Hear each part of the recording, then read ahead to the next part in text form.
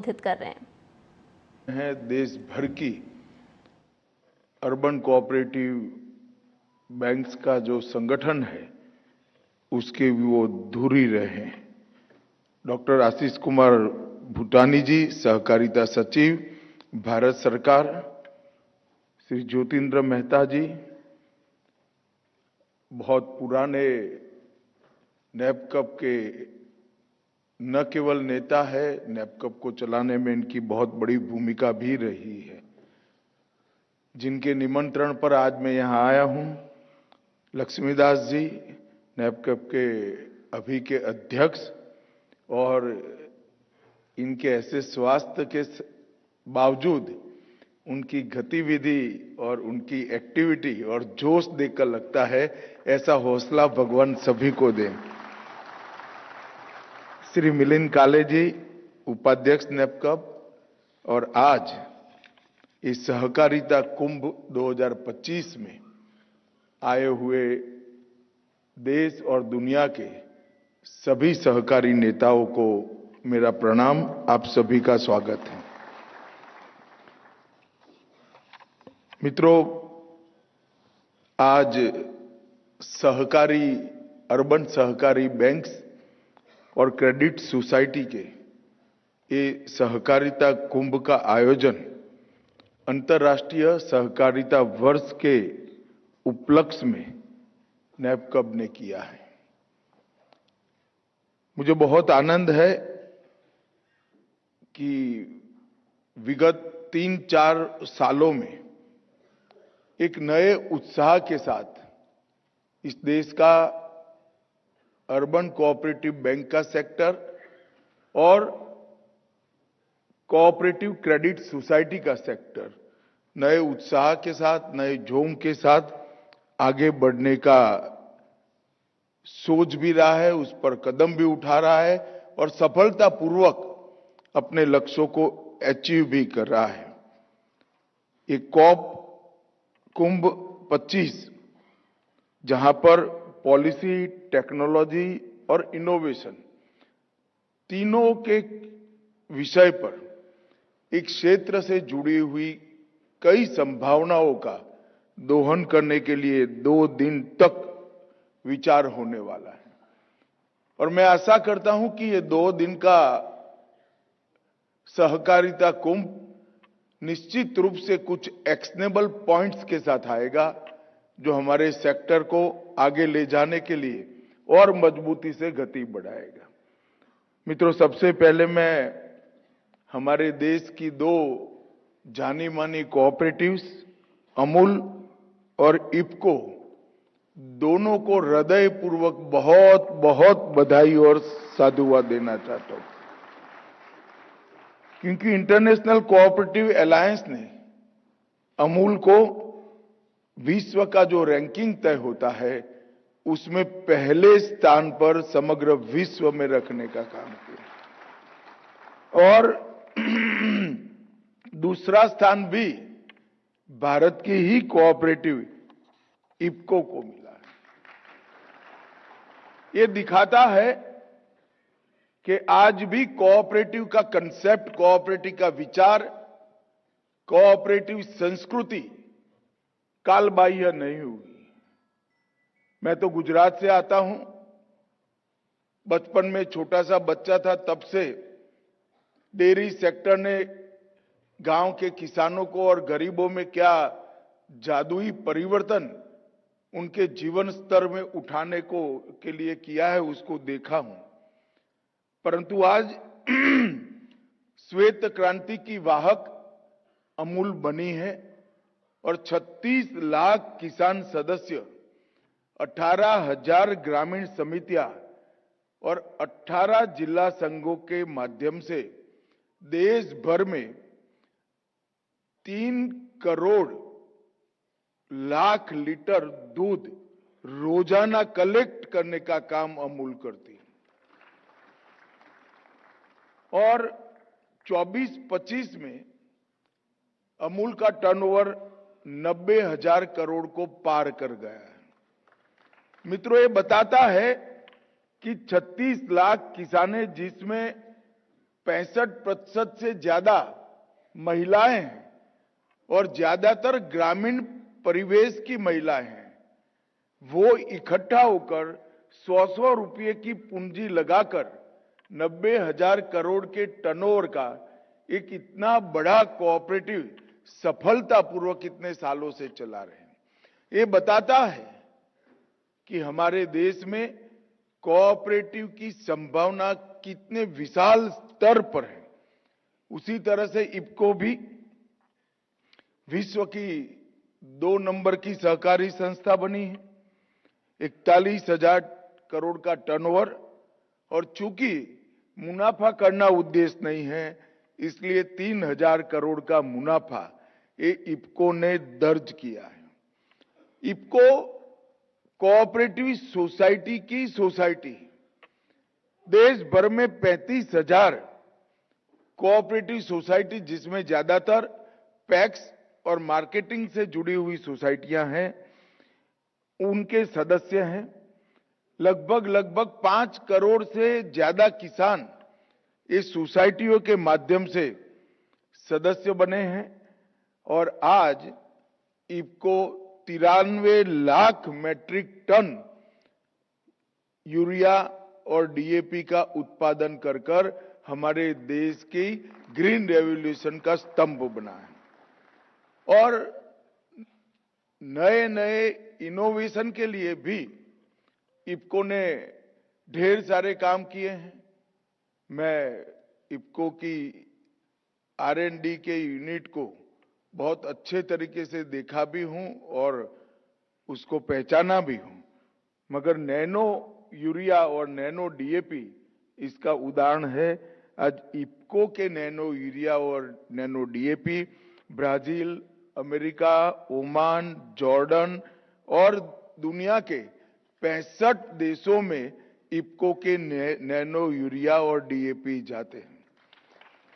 पहली बार मुझे एक सहकारी संस्था ने विचित्र टाइप का पत्र लिखा और मुझे आश्चर्य भी हुआ कि ऐसा पत्र लिखने की जरूरत क्यों पड़ी। जब इफको को नैनो यूरिया का उत्पादन का लाइसेंस दिया गया, तब कहा गया था कि आप आपके उत्पादन के 20% से ज्यादा एक्सपोर्ट नहीं करोगे। मुझे आश्चर्य हुआ, कोई एक्सपोर्ट करने पर बैन कैसे हो सकता है। फिर मैंने फर्टिलाइजर मिनिस्ट्री से बात करी तो उन्होंने कहा साहब हमारे देश में ज्यादा जरूरत है। तो मैंने कहा बैन रहने दीजिए, 2 साल पहले की बात है। इफको को उत्पादन बढ़ाने के लिए कहा और आज हमारा पूरा सैचुरेशन कर इफको अनलिमिटेड एक्सपोर्ट करने के लिए इफको को लाइसेंस प्राप्त हो चुका है। तो ये जो क्षमता है, क्षमता की वृद्धि की, इनोवेशन की, R&D कर प्रोडक्ट को और अच्छी बनाने की, अंतर्राष्ट्रीय स्तर पर ले जाने की, ये इफको ने सिद्धहस्त की है। और इफको इस देश की प्रमुख कोऑपरेटिव है, वो हम सब के लिए एक गर्व का विषय है। भारत सरकार की ओर से, देश के प्रधानमंत्री जी ओर से और भारत सरकार के सहकारिता मंत्रालय की ओर से ये दोनों कोऑपरेटिव्स को मैं बहुत बहुत बधाई और साधुवाद देना चाहता हूं। मित्रों, आज इस कार्यक्रम में 1500 से अधिक सहकारी बैंकों के प्रतिनिधि और 50,000 से ज्यादा क्रेडिट सोसाइटियों का प्रतिनिधित्व करने वाले प्रतिनिधि यहां पर बैठे हैं। एक कॉप कुंभ एक प्रकार से डिजिटल सहकारिता संसद जैसा इसका स्वरूप आज हो गया है। ढेर सारे लोग ऑनलाइन भी, आभासी तरीके से भी यहां पर जुड़े हुए हैं। मित्रों, इसके अंत में दिल्ली घोषणा जो होगी, मैं मानता हूं कि इसमें एक्शनेबल पॉइंट इतने होंगे जो हमारे हरेक प्रॉब्लम को एड्रेस भी करेंगे और इसके निराकरण का concrete time bound road map भी इंगित करेंगे। और इससे हमारा अर्बन कोऑपरेटिव बैंक्स का जो विस्तार का स्वप्न है वो बहुत जल्दी पूरा होगा। आज यहां पर सहकार डीजी पे और सरकार डीजी लोन, ये दोनों को अम्ब्रेला संगठन के द्वारा लॉन्च किया गया है। मित्रों, सहकार डीजीपे एक प्रकार से बहुत जरूरी है, क्योंकि हम सब जानते हैं कि अब पेमेंट के जरिए बदल चुके हैं। भारत में इतनी तेजी से डिजिटल पेमेंट का युग आया है, अगर अर्बन कोऑपरेटिव बैंक इसके साथ मैच नहीं करते हैं तो हम रेस के बाहर हो सकते हैं। ये ऐप के माध्यम से छोटी सी छोटी अर्बन कोऑपरेटिव बैंक को भी ये सुविधा प्राप्त हो जाएगी और कई सारी ऐप्स के साथ भविष्य में जुड़ने का भी एक जरिया बन जाएगी। मेरा आग्रह है अम्ब्रेला संगठन के सभी कर्ता धर्ताओं के से ऐप बनाकर आप चैन की सांस मत लीजिए। ऐप की स्वीकृति 2 साल में 1500 की 1500 बैंक में आ जाए, सबका जुड़ाव हो जाए, इसके लिए टीम बनाकर, मार्केटिंग शब्द तो ठीक नहीं है, मगर जिस तरह से प्रोफेशनल कंपनियां मार्केटिंग करती है, हमारे अम्ब्रेला संगठन ने एग्रेसिव एक मोड में प्रचार कर जोड़ने का अभियान लेना पड़ेगा। मित्रों, हम सब जानते हैं कि 2021-22 में प्रधानमंत्री जी ने निर्णय किया कि भारत सरकार में कोऑपरेटिव मंत्रालय बनाया जाएगा। उसके बाद में कोऑपरेटिव से जुड़े हर क्षेत्र के अंदर आमूलचूर परिवर्तन करने के लिए हमने नीति विषयक निर्णय भी लिए हैं और इसके साथ साथ उसको मॉडर्नाइज करने के लिए, इनकी तकलीफों के निवारण के लिए और कोऑपरेटिव की रीच बढ़ाने के लिए हमने ढेर सारे कदम उठाए हैं। एक प्रकार से भारत में कोऑपरेटिव स्टेट सब्जेक्ट है, मगर जब तक सेंट्रल गवर्नमेंट कोई नीति विषय गाइडेंस नहीं देती है, सभी राज्यों में अलग अलग प्रकार से चलती कोऑपरेटिव हमारे कोऑपरेटिव सेक्टर के लिए एक बहुत बड़ा प्रॉब्लम थी। आज मुझे आनंद है कि मैं छोटा सा उदाहरण देना चाहता हूं कि हमने पैक्स के मॉडल बायलॉज बनाए। अब पैक्स के मॉडल बायलॉज भारत सरकार नहीं बना सकती, मगर हमने एडवाइजरी के रूप में मॉडल बायलॉज बनाकर देश भर की सभी सरकारों को भेजा। मुझे बहुत आनंद है कि इंक्लूडिंग पश्चिम बंगाल सभी सरकारों ने इसको एडॉप्ट किया है और आज देश की सभी पैक्स मॉडल बायलॉज के आधार पर चली। इससे हमारे पैक्स का पूरा तंत्र न केवल कंप्यूटराइज हुआ और ढेर सारे काम को हम पैक्स के साथ जोड़ पाए हैं और मुझे विश्वास है इससे डिफंग होने वाले पैक्स की संख्या में बहुत कमी आएगी और कदाचित कोई होता है तो उसके पुनर्जीवन का रास्ता भी ये नए बायलॉज के अंदर है। इससे हम जल्दी पुनर्जीवित भी कर पाएंगे। मित्रों, इसी तरह से अर्बन कोऑपरेटिव बैंक पर भी मैं बात करूंगा। पहले हमने 4 लक्ष्य कोऑपरेटिव मंत्रालय के तय किए हैं। एक, जनरेशन सहकार का विकास, मतलब हमारी युवा पीढ़ी को कोऑपरेटिव के साथ जोड़ना। इसके लिए हमने त्रिभुवन सहकारी यूनिवर्सिटी बनाई है जो नए प्रोफेशनल्स तैयार करेगी, जो कोऑपरेटिव सेक्टर की हर प्रकार की जरूरियात को पूरी करेगी। इसमें इंजीनियर भी होंगे, डेयरी के साथ जुड़े हुए सभी लोग होंगे, अकाउंटिंग, मार्केटिंग, सभी प्रकार के एमबीए तक का कोर्स कर युवा पीढ़ी बाहर निकलेगी। परंतु इसकी पढ़ाई लिखाई में हमने कोऑपरेटिव के तत्व को भी डाला है। वो डेयरी इंजीनियरिंग जरूर किया होगा, मगर उसको कोऑपरेटिव का कल्चर मालूम होगा, कोऑपरेटिव संस्कृति का जानकार होगा। तो एक जनरेशन पूरी अमृत पीढ़ी की जो 2047 तक हमारे कोऑपरेटिव क्षेत्र को आगे ले जाएगी, उसको तैयार करने का हमने लक्ष्य रखा है। हमने हर प्रकार की चैलेंजेस को ढंग से सामना कर पाए ऐसी कोऑपरेटिव्स को तैयार करने का भी लक्ष्य रखा है, जिसमें centralize IT system, digital payment और एआई आधारित मूल्यांकन, ये सभी का समावेश करते हुए हम एनालिसिस कर हम कहां पर वीक है, हमारी क्षतियां क्या है और हमारी स्ट्रेंथ क्या है, इसका अभ्यास कर हम आगे बढ़ेंगे। एक लक्ष्य अभी ज्योतिन मामा ने बताया कि हर टाउन में एक यूबीसी का संकल्प। मित्रों, ये जो लक्ष्य है अर्बन कोऑपरेटिव बैंक के लिए, वो बहुत कठिन लक्ष्य है, मुझे मालूम है। और मुझे मेरे मंत्रालय के अधिकारियों ने बहुत आगाह भी किया है कि इसकी घोषणा आप मत करिएगा, मगर मैं मानता हूं कि हम सब ने मिलकर एक काम करना चाहिए कि 2 लाख से ज्यादा आबादी वाले हर टाउन के अंदर 5 साल में एक अर्बन कोऑपरेटिव बैंक बनाने का लक्ष्य हमने रखना चाहिए। और एक प्रकार से अमरेला संगठन का और नेपकप का एक काम है। धीरे अर्बन कोऑपरेटिव बैंक के रजिस्ट्रेशन के लिए, चलने के लिए जितनी भी सारी अड़चनें थी, रिजर्व बैंक के सहयोग से हम इसको एक पार कर रहे हैं। और मैं आपको विश्वास दिलाता हूं, 1-1.5 साल में बचा खुचा जो कुछ भी है वो हम जरूर पार कर लेंगे।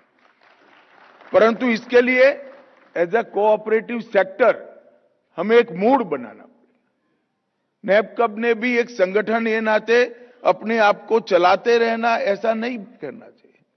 नेपकप और अम्ब्रेला ऑर्गेनाइजेशन ने अपने गोल तय करने पड़ेंगे, लक्ष्य तय करने पड़ेंगे कि हाँ भाई, 1 साल में हम 200 अर्बन कोऑपरेटिव बैंक बनाएंगे नहीं, और 400 ब्रांचों का नया विस्तार करेंगे। फिर दूसरे साल क्या, तीसरे साल, 5 साल का एक लक्ष्य बनाना पड़ेगा। और मैं मानता हूं कि ये हो सके ऐसा काम है, हमने झील के साथ लगना पड़ेगा। अब तय तो आपको करना है। जहां तक मेरा और मेरे मंत्रालय का सवाल है, मैंने कह दिया हमें तो अब लगे बगैर चारा ही नहीं है, हम तो लगेंगे ही लगेंगे। परंतु अर्बन कोऑपरेटिव बैंक के फेडरेशन और अम्ब्रेला ऑर्गेनाइजेशन ने इसमें बड़ी भूमिका निभानी है। इसके साथ साथ हमने मल्टी सेक्टर अप्रोच के साथ अर्बन कोऑपरेटिव बैंक ने अपना कोर काम इस देश के युवा उद्यमी, जो आकांक्षी युवा है, इस देश के स्वसहाय यूथ और नीचे के तबके के लोगों के एम्पावरमेंट के लिए भी करना पड़ेगा। इसमें आरबीआई से कोई गाइडलाइन की जरूरत नहीं है। नेपकप और अम्ब्रेला ऑर्गेनाइजेशन एक मॉरल गाइडलाइन इश्यू कर सकती है, जिसके आधार पर हर अर्बन कोऑपरेटिव बैंक्स ने अपने फाइनेंस को रीडिजाइन करना चाहिए, फाइनेंस की पैटर्न को रीडिजाइन करना चाहिए। और हमारा लक्ष्य क्या है? अंततोगत्वा हमारा लक्ष्य कोऑपरेटिव को मजबूत करने के साथ साथ जो दबे कुचला तबका है उसको मजबूत करना, इसका हाथ पकड़ना, इसको उठाना है। और मैं मानता हूं टाउन की अर्बन कोऑपरेटिव बैंकों के अलावे एक काम कोई नहीं कर सकता। ये काम केवल और केवल टाउन की अर्बन कोऑपरेटिव बैंक ही कर सकती। मैं मानसा नाम के गांव से आता हूं। हमारे गांव की मानसा नागरिक कोऑपरेटिव बैंक था, है अभी भी है। इसके चेयरमैन साहब ने एक बात, मैं किसी के साथ बैंक में गया था, बहुत छोटा था, तो उन्होंने किसी को लोन दिया, छोटा सा लोन था। उस जमाने में 15,000 रुपए का लोन भी मायने रखता था। मैं 70-80 के दशक की शुरुआत की बात करता हूं। तो वो एक पढ़े लिखे व्यक्ति बैठे थे, उन्होंने पूछा कोई गारंटी नहीं लिया और आपने 15,000 रुपया दे दिया। उन्होंने कहा कि हम आंख देखकर फाइनेंस करते हैं क्योंकि हम कोऑपरेटिव बैंक हैं। एक छोटे व्यक्ति का एम्पावरमेंट ये अर्बन कोऑपरेटिव बैंक के माध्यम से करना चाहिए। ये भी हमारा लक्ष्य होना। छोटा व्यापारी, मध्यम वर्ग, स्थानीय उद्यमी और स्वरोजगार करने वाले युवा और आकांक्षी युवा, इसको हम सपोर्ट करें और पूरी सोसाइटी को उठाने के लिए हमारा योगदान हम दे। ये हम सब के लिए बहुत जरूरी है। मित्रों, मामा ने बताया, फिर भी मैं बताता हूं, सारी सलाह देने की जगह बधाई देने का भी कुछ काम करना चाहता हूं मैं, क्योंकि हमने ये 2 साल में एनपीए की मात्रा 0.06 बच गई है, जो 2.8 थी। ये बहुत बड़ा अचीवमेंट है मित्रों। और मैं मानता हूं कि हमने ऑपरेशंस की क्वालिटी में भी सुधार करना पड़ेगा और फाइनेंशियल डिसिप्लिन में भी काफी सुधार आया है, मगर उसको आगे बढ़ाना पड़ेगा। और हमने आधुनिक आईटी प्रशिक्षण से लैस कर्मचारियों को भी बैंक का हिस्सा बनाना पड़ेगा। जब तक ये नहीं करेंगे, ये सारी आधुनिक बैंकिंग की सेवाओं से हम हमारे कस्टमर्स को फायदा नहीं पहुंचा पाएंगे। भाइयों बहनों, बहुत काम 2-3 साल में हुआ है और मैं रिजर्व बैंक ऑफ इंडिया का भी हृदय से धन्यवाद करना चाहता हूं। बहुत सारी चीजों को अर्बन कोऑपरेटिव बैंक्स की उन्होंने बहुत अच्छे से पॉजिटिव माइंडसेट के साथ कई चीजों में एक्सपेरिमेंटल तौर पर और कई चीजों में स्थायी समाधान दिए हैं। हमारा अम्ब्रेला ऑर्गेनाइजेशन हो, आरबीआई की पूर्व अनुमति के बगैर निश्चित मात्रा में ब्रांच खोलने की परमिशन हो, लगभग डोर स्टेप बैंकिंग की सुविधा हो, वन टाइम सेटलमेंट की सुविधा हो, पीएसएल के लक्ष्य को 26 तक एक्सटेंड करना हो और आरबीआई में संवाद की एक एस्टेब्लिश प्रक्रिया स्थापित करनी हो और कॉमर्शियल रियल एस्टेट और हाउसिंग क्षेत्र को फाइनेंस करने की शुरुआत करनी हो, आधार सक्षम भुगतान प्रणाली को शुरू करनी हो या गोल्ड लोन की सीमा को बढ़ाना हो, हर चीज को उन्होंने बहुत अच्छे तरीके से लिया है। कुछ चीजें अभी भी आरबीआई के साथ हमारी चर्चा में है। मैं मानता हूं कि 1-1.5 साल में हमारे जितने भी अड़चने हैं, हर्डल्स हैं, इससे हम निजात पा लेंगे। परंतु एक मूड के साथ ये सहकारिता कुंभ में से जाना है कि हमने हर टाउन में एक अर्बन कोऑपरेटिव बढ़ानी है। और ये तभी हो सकता है क्योंकि मैं जानता हूं कि अर्बन कोऑपरेटिव बैंक में से आधी संख्या तो एक टाउन की है, उसका दूसरे टाउन में कोई दखल नहीं है। परंतु कोऑपरेटिव के मेंबर के नाते, कोऑपरेटिव के कार्यकर्ता के नाते, एक सहकारिता क्षेत्र के कार्यकर्ता के नाते दूसरे टाउन में जाकर एक अच्छी अर्बन क्रेडिट कोऑपरेटिव सोसाइटी को बैंक में परिवर्तित करने के लिए हमें प्रयास करना चाहिए। और मैं मानता हूं ये अभियान हमारे स्ट्रक्चर को बहुत स्ट्रेंथ देगा। जितनी बैंक्स बढ़ेगी, अम्ब्रेला संगठन उतना मजबूत होगा। जितना अम्ब्रेला संगठन मजबूत होगा, बंद होने वाली बैंकों की संख्या इतनी कम हो जाएगी। तो सबसे पहले हमें हमारा स्ट्रेंथ बढ़ाना है और मेरा लक्ष्मीदास जी से आग्रह है कि आपके साथियों के साथ चर्चा कर एक वर्ष तय करिए जो हमारे एक्सपांशन का वर्ष होगा। पहले 2 साल एक्सपांशन के वर्ष की तैयारियों में लगाना चाहिए और जो आप लोग निर्णय करो, मगर तीसरा साल एक्सपांशन के वर्ष के रूप में पूरे अर्बन कोऑपरेटिव बैंक के सेक्टर और अपनी क्रेडिट सोसाइटियों ने मनाना चाहिए। वो एक वर्ष चिन्हित कर अर्बन कोऑपरेटिव बैंकों के एक्सपांशन के रूप में हमने चलाना चाहिए। भारत सरकार और देश भर की राज्य सरकारें आप सबके साथ जुड़ी हुई हैं, क्योंकि हम समझते हैं कि भारत जैसे विशाल देश के अंदर 130 करोड़ की आबादी वाले देश में जीडीपी के आंकड़े ये हमारी प्रगति के द्योतक नहीं हो सकते। जीडीपी तो बढ़नी ही चाहिए, इसमें कोई दो राय नहीं है, परंतु जीडीपी के साथ साथ हमारे हर व्यक्ति को कुछ न कुछ काम मिले, हर व्यक्ति का जीवन स्तर उठे, हर व्यक्ति के जीवन में अच्छे जीवन का स्वप्न पूरा हो, वो कोऑपरेटिव के बगैर हो नहीं सकता। इसलिए कोऑपरेटिव की कंसेप्ट को और महत्व को दोनों को भारत सरकार पूरी तरह से समझती है, सभी राज्य सरकारें भी इसको बखूबी समझती है।